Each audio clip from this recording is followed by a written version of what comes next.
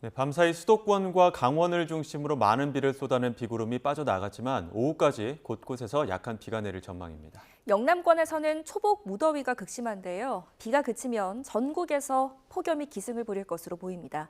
김승배 한국자연재난협회 본부장과 함께합니다. 어서 오십시오. 네, 오전에는 호우특보 대부분 해제된 것 같은데 오후에 언제쯤 비가 다 그치는 겁니까? 그렇습니다. 지금 저기압, 비를 내리게 한 저기압이 동해상 쪽으로 빠져나왔거든요. 그래서 이제 비는 그쳐 갈 건데 오늘 오전 중에는 이 약하게 내리던 비가 이제 그칠 것으로 예상이 됩니다.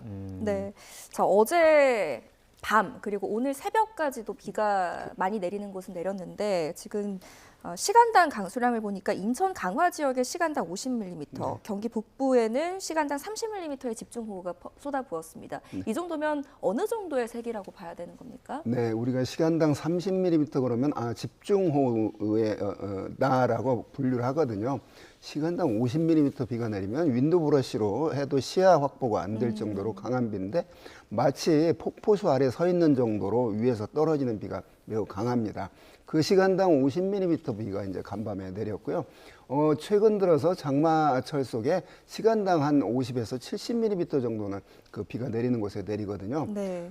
작년에 시간당 100mm 내린 곳이 15번이나 내렸거든요. 네. 최근 여름에 원래 우리나라가 여름철에 집중호우 강수 특징을 보이는데 이게 기후변화로 더 강해지고 자주 발생하고 있는 상황입니다. 예, 그러니까 운전하는데도 위험하지만 지금 도심지 배수에도 좀 부담이 줄 수 있는 그런 정도 수준 아니었습니까? 그렇습니다. 우리가 이제 그런 토목공사를 할 때 100년 만에 한 번 오는 빈도 뭐 50년에 한 번 이런 그 기준을 가지고 하는데 시간당 50mm 비가 내릴 때 도시같이 전부 콘크리트로 아스팔트로 포장된 지역에서는 비가 빠질 수가 없거든요. 네. 그리고 배수구로 몰릴 텐데 그래서 이제 그 침수가 되고 이런 현상이 나타나는데 뭐 그런 게 그 도시화에 따른 후유증이기도 합니다. 그런데 이제 그걸 그러면은 뭐 200년 빈도로 넓히려면 또 다른 그 시간과 이제 거죠? 돈이 들어가는 예. 거죠. 네. 자, 누적 강수량도 한번 살펴볼까요? 이번 비는 유독 이 서울 강북과 인천 강화 지역의 특정 도심에 쏟아지는 또 특성을 보였는데요. 지금 서울 강북 지역이 누적 강수량이 130mm, 그리고 인천 강화 일대가 101mm 정도입니다. 이게 어느 정도로 많이 내린 거예요? 네. 우리나라가 1년에 내리는 연 평균 강수량이 한 1200에서 1300mm 정도 됩니다. 네. 그런데 이제 하루에 130mm 내렸다는 얘기는 그 1년 내릴 거에 10%가 내렸다는 얘기죠. 그러니까 상당히 많은 양인데. 근데 지난 6월 30일부터 제주도, 그 다음에 남부, 7월부터 중부에서 비가 시작이 되는데 오늘까지 약 보름 또는 제주도는 16일 비가 내린 강수량을 보면 아주 양극화 현상이 뚜렷합니다. 네. 천안, 대전 여기는 300mm 안팎까지 내렸는데 강릉, 동해안 지역 한 11mm, 대구 한 뭐 20mm도 안 내렸거든요. 그렇게 이 장마철에 비가 10에서 20mm밖에 내리지 않은 지역은 태풍이 안 오거나 또 이제 대기 불안정에 의한 여름에 비를 만회하지 못하면 가을 되면 가뭄 얘기가 분명히 나올 겁니다. 작년에 강릉이 물 부족으로 고생을 했는데 지금 이번 장마에 강릉은 11mm밖에 비가 내리지 않았습니다. 현 상황에. 그래서 앞으로 남은 이제 9월까지 그 비를 만회하는 비가 와야 되는데 그러려면 또 한꺼번에 많은 비가 내리니까 또 어딘가 침수되고 이런 그 피해도 나면서 물도 공급해주는 이런 모순된 여름철 강수인데 뭐 하여튼 지금 오늘 볼 때 영동 지방과 영남 지방 비가 유난히 적게 내렸습니다. 네. 예, 지역별 양극화도 심한데 주 야간별 양극화도 심한 네, 것 같더라고요. 주로 야간 시간대 비가 굉장히 많이 오던데요. 그렇습니다. 낮에는 이제 고온다습한 비의 원료가 된 수증기들이 지금 대거 우리나라에서 몰려왔기 때문에 비가 내리는데 밤이 되면 기온이 떨어집니다. 그러니까 해가 있는 낮에 35도를 보이다가 우리 하층에 밤이 되면 한 25도로 떨어지면 10도가 떨어지잖아요. 예. 그러면 그 10도만큼 떨어진 만큼 대기가 포함할 수 있는 수증기의 양이 물리적으로 적어집니다. 물그릇이 낮에는 컸다가 밤에는 물그릇이 작아지죠. 물그릇이 작아진다는 얘기는 포함하고 있던 수증기를 다 내보내야 되거든요. 그게 이제 비로 나타나는 거죠. 그래서 낮에도 폭우가 오지만 밤이 되면 그런 원인 때문에 그 야행성 폭우가 더 심한 그 이유입니다. 그런 현상이 요즘에 최근 자주 나타나고 있습니다. 네. 자, 상황이 이렇다 보니까 밤사이에 그 한강의 수위가 갑자기 차오르면서 도심 하천에서는 홍수주의보까지 발령되기도 했습니다. 근데 비가 내리기 시작한 지 얼마 안 돼서 이 홍수경보가 내려졌거든요. 그 이유는 뭡니까? 그렇습니다. 이번 그 어제 밤부터 오늘 새벽 사이 예상되는 강수 지역이 강원도와 경기도였거든요. 네. 그러니까 한강의 상류인 경기도에 오늘 밤 비가 많이 올 것으로 예상이 되기 때문에 물이 차기 전에 미리 낸 거죠. 뭐 잘한 조치라고 보고요. 이번 비의 기원이 어디서 왔냐면 9호 태풍에서 왔습니다. 예. 그래서 이 태풍의 위력을 다시 한번 저도 개인적으로 느꼈는데 분명히 태풍의 일생을 마쳤고 온대저기압으로 변질이 됐음에도 불구하고 우리나라 지나면서 많은 비가 내렸고 또 바람이 태풍 못지않게 예. 강했거든요. 그런 기상학적인 원인인데 그 상황이 이제 끝난 그 태풍에서 변질된 온대저기압으로 끝났고 오늘 오후부터 내일 정도까지는 오전까지는 소강 상태가 될 것으로 보입니다. 예, 바람 말씀하신 거죠, 강풍? 이제 강수도 그렇고 예. 이제 바람은 갈수록 점점 약해질 거고요. 비가 소강 상태에 들어간다는 얘기죠. 네. 그 강풍도 말씀하셨으니까 강풍 얘기도 좀 해보겠습니다. 워낙 세다 보니까 전선에도 영향을 줘서 정전 피해 발생하기도 하고 가로수 무너지기도 하고 건물 외벽에 떨어지기도 했더라고요. 그런 상황이 어제 같은 날 비바람이 몰아쳤다고 그러는데 비와 예. 바람. 그러니까 아까 말한 그 태풍에서 온대저기압으로 변질이 됐는데 자 이렇게 강풍주의보 내리는 이유가 그 간판이나 낙하물 조심하라는 얘기거든요. 나뭇가지가 꺾어지고 그게 뭐 전부 연관이 돼서 정전 사태가 발생을 했는데 태풍이 초속 중심 부근에서 17m 이상의 부는 열대 저기압을 태풍이라고 우리가 말합니다. 예. 그런데 태풍이 약해졌거든요. 근데 초속 한 14m 이 정도 부니까 상당히 강한 바람이 불었습니다. 네. 네, 앞서서 바람은 점점 잦아들 것이다라고 말씀은 해주셨지만 그래도 아직까지 안심할 수 없는 지역이 있는 것 같습니다. 오후까지 강풍이 계속되는 지역이 있다면서요? 그렇습니다. 그러니까 지금 그 온대저기압은 빠져나갔지만 우리나라 북한 북쪽으로 기압골에 들어있거든요. 그래서 이 기압골 상태에서 그 내륙에서도 특히 해안가에서도 제주도에서도 강한 바람이 그런 이어질 수 있는 상황입니다. 네. 특히나 이 바람, 그러니까 강풍으로 인한 피해들도 직접적으로 뭐 전선주라든지 아니면은 건물 외벽 떨어지면 위험하지 않습니까? 네. 거리를 다닐 때라든지 이럴 때 강풍을 동반한 이런 비바람에 좀 주의해야 되는 것들은 어떤 게 있을까요? 그렇습니다. 특히 간판 조심해야 되고요. 낙하물 조심해야 되니까 이렇게 강한 바람이 불 때는 그걸 뭐 떨어지는 걸 보고 피할 수는 없거든요. 예. 그래서 이런 상황에서 이렇게 바람이 강한 도시, 특히 도심 지역에서는 그 불필요한 외출을 삼가해서 그런 위험성을 줄여주는 게 필요합니다. 네, 이제 또 오늘 새벽까지도 비가 많이 내린 상태이기 때문에 집안도 많이 약해져 네, 있는 상황이잖아요. 자, 근데 거기서 바람이 많이 불면 뭐 가로수 뽑힘 사고 이런 것도 많겠네요. 당연히 그렇죠. 예. 집안이 약해졌기 때문에 그러니까 지금 이제 태풍은 아니지만 그 태풍급에 가까운 강한 바람이 불고 있다고 그랬잖아요. 이런 때 예상되는 것들이 그런 가로수가 뽑힌다거나 순간적인 돌풍 그런 현상이 또 나타나고 있고요. 그리고 또 집안이 약해졌기 때문에 또 어떤 급경사지, 산사태 이런 위험성도 비는 그쳤지만 예. 이제 그런 위험성도 있습니다. 그 이번 장마, 그러니까 이번 비가 그 강풍을 동반한 이유는 앞서 말씀하신 그 태풍의 영향 네. 때문이었던 겁니까? 태풍의 영향으로 말하면 좀 모순되고요. 예. 태풍에서 변질된 온대 저기압인데 예. 저는 개인적으로 이 태풍에서 이게 썩어도 준치란 말이 있듯이 예. 역시 이번 온대 저기압의 그 강풍의 위력을 보니까 약해졌더라도. 약해져도 역시 태풍은 태풍이었구나. 이번 자체 강풍이 태풍에 직접 영향을 받아서 그런 건 아닙니다. 예. 네. 네, 저희가 계속 화면으로 그 어젯밤 그리고 오늘 새벽 사이에 있었던 그 비바람의 피해 상황들을 계속해서 영상으로 보내드리고 있는데요. 그 상처가 아물기도 전에 이제 또다시 금요일부터 비가 내릴 것이다라는 전망이 있어서요. 네.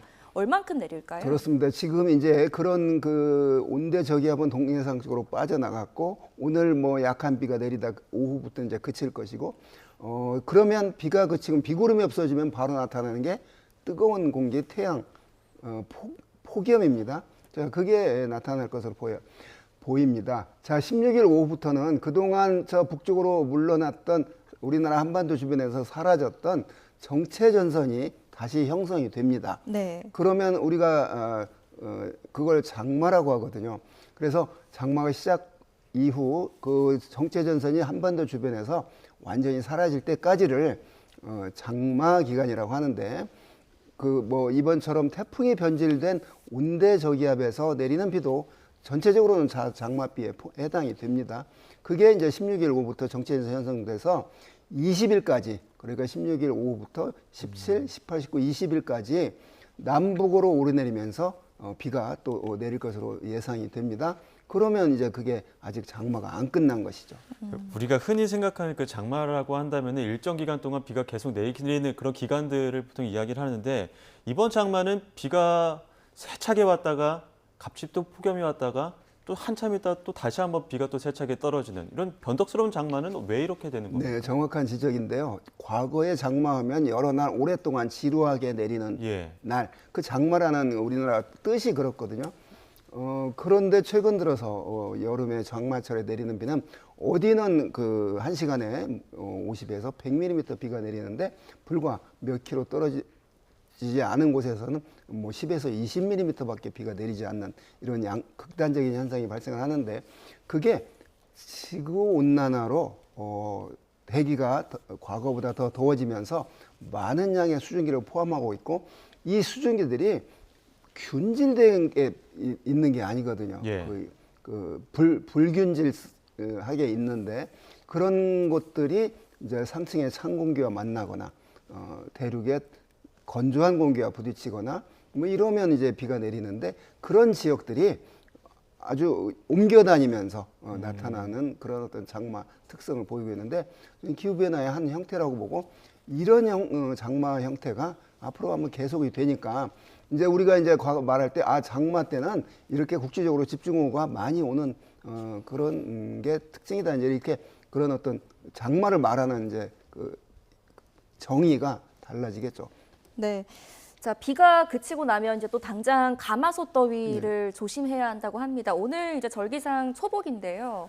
지금 대구 경북 지역, 그러니까 영남을 비롯한 이 남부 지역에 폭염 경보, 폭염 주의보가 내려져 있다고 합니다. 우리가 초등학교 때 그 교과서에서 배웠듯이 그 분지 지역이잖아요. 그런 지형적인 특성 때문에 더 더운 건가요? 그렇습니다. 그러니까 올해 지금 비가 오는 지역에서는 그나마 비 때문에 대기가 좀 식는데 영남 쪽은 비가 안 오는 날이 많았거든요. 지금 일부 저기 포항 이쪽에서는 열대야가 지금 9일째 이어지고 있고 부산에서도 열대야가 5일째 이어지고 있는데 어디에서는 지금 비가 와서 물난리가 나고 있는데 남쪽에서는 폭염 속에 있는 양극화 현상 보이고 있습니다. 자, 대구 지역이 1942년도에 한국에서 제일 높은 40도 기록했었거든요. 그게 분지 형태이기 때문에 그런 열이 잘 빠져나가지 않는 특징이죠. 그러다가 이제 2018년도에 41도 홍천에서 기록을 깼는데 이번에 특히 경산, 포항 지역의 기온이 유난히 높았던 이유는 남쪽에서 부는 바람이 인근에 있는 산을 타고 넘어 내려가면서 팬 효과가 더해져서 그랬습니다. 그리고 형태가 이제 분지 형태이기 때문에 그러니까 분지 형태는 열이 잘 흩어지지 않는 그런 지형적인 특성을 갖고 있기 때문에 이제 그런 현상이 영남 지방에 지금 나타나고 있는데 이제 비가 일시 그쳤고 이 장마가 이제 완전히 끝난다면 아직 완전히 끝나지 않았지만 한 9월 상순까지는 늘 폭염 속에 이제 우리가 지내야 된다고 봅니다. 예, 이제 비 그치고 나면 이제 폭염 또 올 텐데 그 폭염이 습도가 또 있다 보니까 체감 온도를 더 올린다고 하더라고요. 그렇습니다. 그 사막 지역의 영상 40도하고 우리나라 지역, 일본 같은 습한 지역의 40도는 비교가 안 됩니다. 체감 온도가 높은 거죠. 예. 그래서 기상청이 체감 온도 38도 이상 예상이 되면 폭염 중대경보라는 그 제도를 만들었는데, 자, 우리 몸이 36.5도입니다. 예. 몸 바깥 온도가 체온보다 높게 되면 열이 빠져나가지 못하죠. 그래서 이제 온열 질환을 겪게 되는데, 현재 한 2명의 사망자를 포함해서 한 800여 명의 그 실려가는 분들이 있었다고 합니다. 일본은 더 우리보다 더 많은 온열 질환자 지금 겪고 환자가 발생을 했습니다. 유럽 쪽도 지금 많은 그 사망자가 발생을 했습니다. 자, 이러한 폭염이 지구 온난화로 인한 그 우리나라의 이제 일상이 됐다. 여름철 그런 상황입니다. 이런 상황에 유럽은 에어컨이 없고 그런 시설이 없어서 더욱더 견디기 힘든 여름을 보내고 있습니다. 네. 열대야도 문제입니다. 지금 밤더위도 사람을 참 많이 네. 지치게 하잖아요. 근데 열대야가 지금 계속해서 좀 네. 지속하고 있는 양상인데 이건 어떤 기후학적인 특징이 그렇습니다. 있을까요? 그러니까 아까 말했듯이 과거보다 대기가 따뜻해졌기 때문에 대기가 포함할 수 있는 수증기 양이 과거보다 많아졌습니다. 예. 자, 수증기가 많아졌다는 얘기는 밤에 해가 지면 열을 가지고 낮에 받았던 열을 잃어야 되는데, 수증기가 많으면 그 수증기가 그 열을 가두는 역할을 하기 때문에 밤 기온이 크게 떨어지지 않습니다. 과거보다 열대야가 왜 이렇게 늘어났냐는 과거보다 대기가 따뜻해졌기 때문에 그렇습니다. 그 안에 수증기가 많아졌고 그래서 습하기 때문에 열대야가 자주 나타나요. 통계적으로 봐도 예.